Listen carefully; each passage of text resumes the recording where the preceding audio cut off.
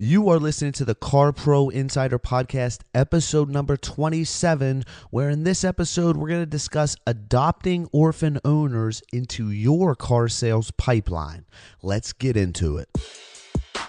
Hey, what's up? I'm Robert Wiseman, and I have helped car sales professionals from around the world sell more cars by building their personal brands, attracting high-quality car buyers, and becoming the go-to car guy or gal in their marketplace. So what does it take to become the car sales professional that people are lining up to do business with? This is the Car Pro Insider. Yo, welcome to the Car Pro Insider Podcast. I am your host for the next hot second, Robert Wiseman from Robert Wiseman, WIESMAN.com. And this is the go-to car sales podcast for auto sales professionals like yourself who are looking for proven strategies, outside of the box creative ideas, and the latest and greatest resources to help them up their game and find success in automotive sales. This is episode 27. If you're a first timer, yo, what up, man? I am so glad you are here. If you've been here since the beginning or you've been back here a few times, also have mad love for you. And, please head over and subscribe wherever you like to consume podcasts at, from YouTube to Stitcher to iHeartRadio to iTunes, of course. And if you want to leave me a review, that helps me a lot. But this is the podcast where every week we dive into something. I don't try to keep you very long, and I give you something to think about or work on or put into action, what have you, that will help you sell more cars in your marketplace, position yourself and your personal brand as the go-to. That's what that's all about, and that's what we're going to talk about here in episode 27, is how to, a structure, kind of a process for adopting orphan owners and transitioning them into your sales pipeline. This is something I get asked a lot, and a lot of people have hit me up. And if you are one of them, I appreciate it that have hit me up and asked me about talking about how and what did I do with orphan owners. And I did have a big strategy for them, and I continued it up until the day I left retail, and it was part of the reason why I was able to perform at the levels I did. And we're going to talk a little bit deeper into that so that you can take this at the end of this episode and go out there and start adding these orphan owners to your funnel in an effective way that I know works. So let's dive into it. Okay, so in case I'm talking to somebody insanely green in car sales industry right now, I'm going to tell you what an orphan owner is. An orphan owner is somebody that's in your dealership's database, right? Somebody that's danced with your dealership, right? Got down with them. They connected with a salesperson there, and they bought something in the past. But like most people in the database, that salesperson is not currently on the team anymore, correct? So the orphan owner are those individuals, right? People that have done business, have known, like, and trusted the dealership and an individual enough to ink up and make the level of investment that they did that comes to, a new car, pre-owned car, right? That is what an orphan is. And these things leave a great opportunity out there for other traffic and to add a few sales each month if you build it out the right way into a pipeline. And the biggest problem is, and why a lot of salespeople don't see success with orphan owners and don't have a strategy in place, is the simple fact that the first initial call, they're trying to not only introduce themselves, let them know that they're their go-to guy, but right then and there, they're trying to prospect them and get them excited and try to earn their business from that first contact. That's the wrong approach. Yeah, listen, every now and then you make enough calls, the law of numbers are you will get one or two that are going to come in to check out a vehicle or, get excited about something or be currently in the market at that point in time, right? For sure. But what the strategy I'm going to give you here is what I used later on. I was able to formulate this because I realized that just going in, I had tons of scripts and strategies for calling up and trying to convert an orphan on the first call to a possible prospect and to maybe an appointment, what have you, right? And it was like pulling teeth. I hated making those calls also at that point, because I knew in most cases, like, what person is ready to marry me on the first date, right? First time I'm talking to them, I'm like, hey, I'm new. I'm now your go-to guy. And I'm going to ask you to do something for me from the gate before I do anything for you. Nah, like that's not a strategy. That's spray and pray. What I'm going to break down for you here right now is just it's a little bit longer game, and that's what it's about. It's about diving into one or a couple of these every day and setting yourself up for weeks or even months down the line. Because, like, I don't know about you, but, like, I'm going to want to sell a car tomorrow, right? I'm going to want to sell one next month, right? So it's worth it for you to put in the effort and the hustle of harvesting these opportunities rather than farming them. The more that you're harvesting them and putting in now for later, benefits, later, sales, referrals, etc., the more that you're going to be able to farm from that particular individual. So it all starts with, the first thing is you need to access and get access to a list of orphan owners. From whether they have them batched in, you can go to a particular salesperson that you knew worked there that's not there, or they can just generate you a list. It can be on particular makes and models that you might find yourself more of a specialist at, anything. Right. And I'm pretty sure that anybody can generate you that list. If you can't, sales managers can, general managers, internet managers, somebody, and nobody, I don't think, should delay or front on providing you a list of orphan owners for you to start to engage with right now and build relationships with. So that's where it's going to start, is whatever the process is at that store where you're at, whoever would be in charge and the go-to to produce you a list. That's where it starts, is you got to get yourself a list of orphan owners, and then you go from there. All right, so then the first thing I'm going to do, the way I'm going to kick this thing off, is once I got my list of orphan owners to reach out to, I'm going to get a phone call. Right, I'm going to wait till I contact them. That's going to be my first form of contact. I'm not going to contact them. I'm not going to send them a blind email if I don't reach them. I'm going to continue to dial them every day until I do reach them. So I'm going to give them a call, and I'm going to introduce myself to them. Right, and I'm going to inform them that the current salesperson, whoever it was that helped them before, is no longer with the company. You apologize that nobody's been following up and taking care of you. But fear not, you are now their go-to guy, and you are all about making their ownership of the vehicle as pleasant as the buying experience, right? Like, you want to let them know, hey, look, even though I wasn't the guy that was here and earned your business before, I'm here to take care of you. Reassure that, also confirm that they still own the vehicle. And simple ways asking them, do you still own that 2013 Honda Accord, and are you still loving it? Is it still meeting your needs as much as it did that same first day when you bought it and took delivery of it?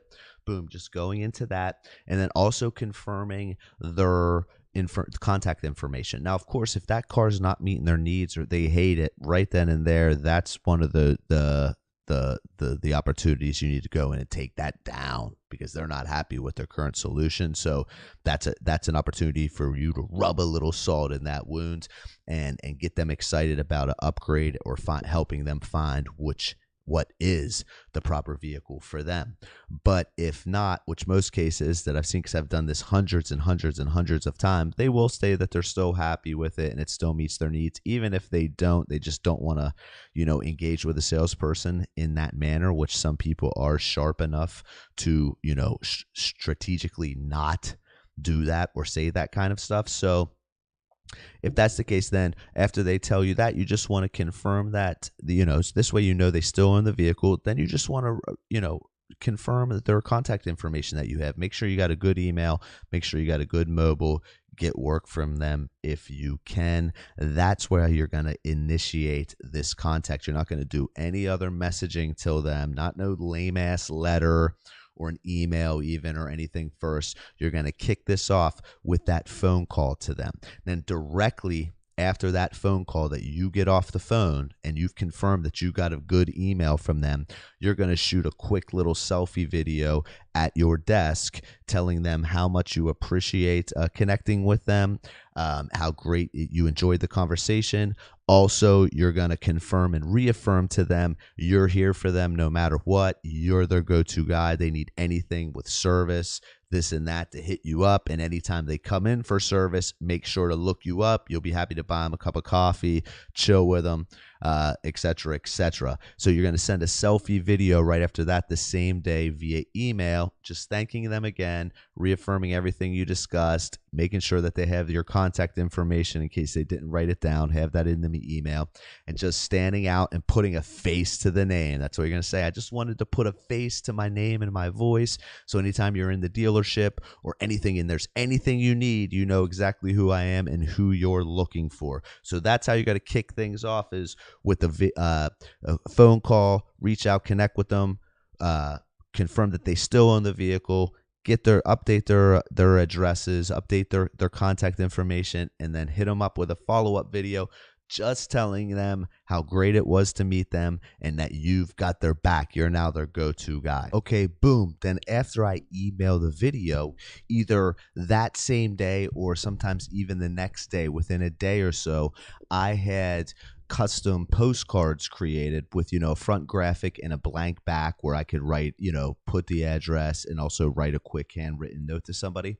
And super cheap. I mean, I got like 400 for like $40 printed and real nice quality. And I would drop that in the mail again with a personal note, still the same, just thanking them and expressing my excitement and appreciation for being their go-to car guy. Now you see what I'm doing is I'm hitting them from multiple different points, through the phone call. Then I hit them with a video email. Then I drop a handwritten note with a postcard. Better than a piece of mail. Something I don't want them to have to open this thing up or anything at this point, because I haven't gotten to that point with them yet where I think that they can take that kind of action of not just sorting their mail into the trash over top of the trash can like we all do, and when it's just a sealed envelope from a dealership or something. So I like the postcard. I make it visually appealing. I get a really good design done on it, and I drop that in the mail usually right after I do the video. If not, it's definitely within that same few days after that for sure. And then, again, these are multiple different points that you're touching them and showing up and just staying on their mind, and they're going to be blown away. They're like, wow, man, look at this guy already. So after the video, I drop some custom mail, a postcard. They don't have to open it, with just a short note on the back, same as the video, same as the phone call, just thanking them, confirming your contact information and that you are their go-to no matter what. You want them to reach out to you. Next is I usually wait about a week between this. Again, this isn't designed for you to call these guys up and get a sale from them right away. If you're in that situation and you need sales right away, this isn't really the strategy. This is for somebody that's playing the long game, that's a professional, a way to keep your pipeline bulging so you won't be in that situation where you need a sale when you harvest these orphans like this. So about a week later, I'm just dropping a soft email to them with a link to a piece of content that I know is relevant to them and they will find valuable, whether it's about the city or where they live, where we live, or if it is pertaining to the exact vehicle that they have, or any kind of tips or anything that they would find valuable and find, be interested in. And it doesn't have to be content that you created. Now, it's awesome if it is, for sure, because you link them to your website and whatnot, which, of course, if you do have a website, you want to make sure that these orphan owners know it and know what they can expect from it.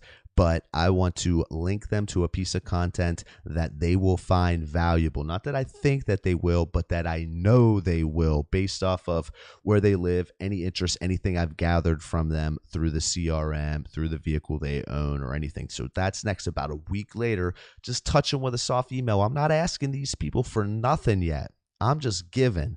I'm giving my, my time. I'm giving and letting them know what they can expect from me. Now I'm touching them with some value, right? I'm linking them to a piece of content or something, an article that I did or a video I created or a video somebody else created on YouTube, but I know they will find valuable. That's all it takes. And it goes a long way, longer than you think, just linking someone to something that you never even created, even if you go that route, how, what it can do for you and the relationship.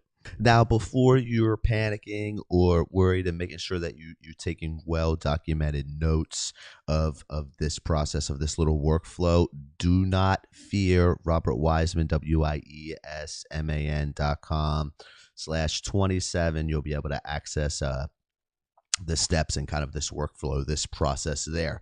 But moving on from after I'm dropping them the email, about a week plus later, minimum of a week, even 10 days, 2 weeks, it's that's still okay.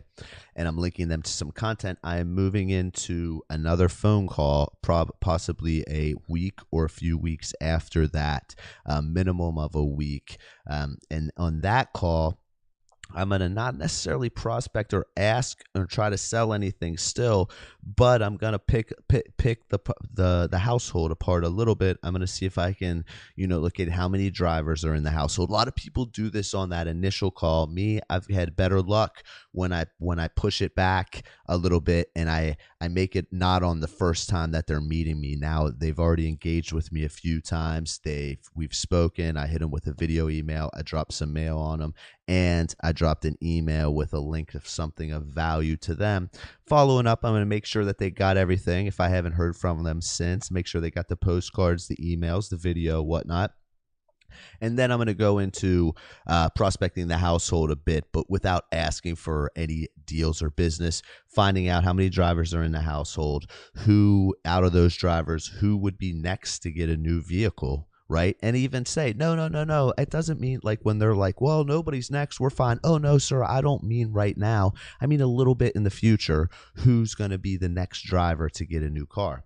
And they answer that. Okay, so in a little bit down the way in the future, when so-and-so is getting a new car, do you think they'd go with new or used, car or truck, bigger, smaller than what they have now? 101. Right, prospecting stuff, etc.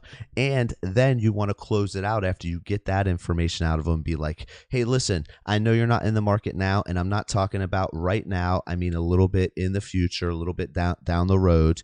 If I see something that meets those exact needs and what you just described to me will be this driver's next vehicle, what they'll probably be interested in. If I see anything that just looks like a great deal, a great opportunity for you, is it cool? Do you want me to hit you up? Do you want me to reach out to you? See what I mean? Like I'm letting them know, but I've set them up, and it's always not now. No, sir, no. I'm not talking about right now.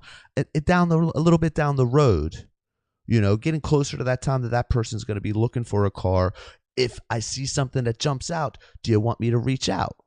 Yes, they're going to tell you yes. So that gives you permission moving forward. So again, this is a week, minimum of a week after that email with content. 2 weeks is fine to spread it out a little bit. And you're going to hit them up, and you're going to find out how many drivers in the household and get which driver is next. But you're not going to be asking them any questions like, oh, no, of course not right now. I'm not talking about who's in the market right now. I know nobody's in the market right now, but when a little bit down the line in the future, which one's going to be in the market first, that's what you're looking to go for. So that's the next move, is a week to 2 weeks. I go in between there probably, is you hit them back up, you get this information about their household. Okay, so until I get to this point to where I can have this conversation that we just discussed, where I'm going to get information about the drivers in the household, and then not right now, but a little bit down the line, which driver is going to be the next one in the market.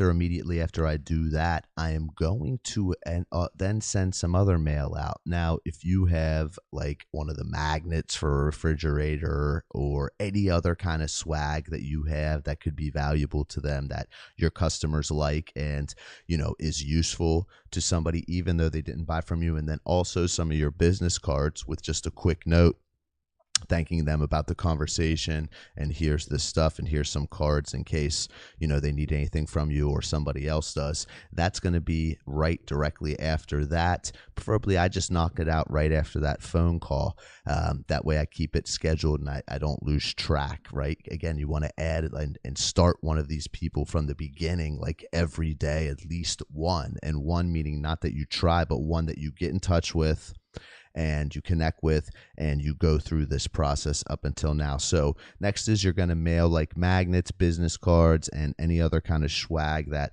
could be useful to them, with a note, again, thanking them for the time and you appreciate speaking with them. Then in about another 2 weeks, around about a week, 2 weeks, I am just shooting an email saying hi, checking on them, letting them know, reminding them, hey, I'm here for you. And then also I'm going to link them in that email also to another piece of content or information from me or from somebody else that I know that they'll like and that they'll find value in. And even if they don't even open it, the simple fact I'm offering it, like, hey, oh, okay, also though, real quick, I just wanted to let you know, I saw this article or this video, made me think about you. I think you might find it valuable or find it interesting. Boom, link it in the email, even if they don't click on it, right? Like, it's the fact that you're doing it, you're offering it, you're trying, and nobody else is. So it's a way to stay in front of them. That's not always like, hey, let me get your business. Give me your business, right? Now, at this point, after this, I'm going to let probably about a month, maybe even 2 months pass, usually like a minimum of a month pass. And I set all this up through my CRM to remind me, and I know, each step, what to do with this individual, each after I knock out each step, each task in this follow-up framework. Then I'm going to reach out to them with an opportunity pertaining to that vehicle that the person is going to be looking for a little bit down the road when they're in the market. Well, we're a little bit down the road. We're about a month out, 2 months maybe down the road from when we talk to them about that. And I'm going to hit them up with that and give them an opportunity that is relevant to exactly what they're looking for. And from there, try to get them excited about coming to see the vehicle or scheduling a time for an offsite presentation, whatever. That's when you go into the close of trying to set an appointment, getting them excited about the vehicle, sending them links to that vehicle, videos to that vehicle, whatever you have to do at this point. You want to get them to schedule an appointment, right? And then at the end, the way this thing stops is if for whatever reason you get in front of them or you talk to them and you can't get them excited enough, or they're just really, it's not a good time, whatever, like you can't get them to agree to come look at this vehicle, just rinse and repeat and kind of take this thing back to the beginning. You don't have to do the same things like sending them swag and stuff like that again. If you get new stuff, yeah, that's cool. Send them some of that, but just go back through and offer them value and reconnect with them even another month later with another opportunity, right? That's kind of how I did it. And I've kept customers in my pipeline, and that's what it's about. Like I said, this isn't a drum up business, drum up sales right now type of strategy or workflow. This is the long game. And if you're a professional and you're building a business within a business, the long game is your game, is how you should be playing it. Because again, I'm going to want a sale and a deal tomorrow, next week, next month, next year. And the more time I spend harvesting them with a strategy like I'm doing here, the more sales I'm going to get out of it. You think it's going to be more efficient to sit there and try to set them up on that first call for an appointment or get them excited? There's no way, because they haven't built a relationship with you yet. This workflow that I just laid out is not only building credibility and showing that you're different, but it's building that relationship. And those are what sales are made of. You know what I'm saying? Listen, I'm not even going to run through that recap because that's a lot. Everything, this workflow and process will be documented for you to access at robertwiseman.com/27. You can get it there. I hope you found some kind of value out of this. This process worked. I kept my pipeline bulging with these individuals. And I set a goal, 1 or 2 a day. Not that I was going to call 1 or 2 a day, but I was going to start this whole process from scratch with a brand new orphan, at least 1 or 2 a day. And it set me up for a lot of opportunities moving forward. And sometimes these people you talk to, they are going to be hot and ready to go right now. Like that happens, but you don't want to go into it with that mindset. When you don't go into it with the mindset, that's when you just fall into deals, I'm telling you. But work this flow, and I promise you will see more opportunities, more deals coming from your orphan owner efforts. All right, that's it for episode 27, the Car Pro Insider Podcast. I'm Robert Wiseman. Hit me up with any questions, suggestions, hate mail, fan mail, whatever at rw@robertwiesman.com, at the Twitter at Robert Wiseman, and check out again all the notes, the resources in this process documented at robertwiseman.com/27. Peace.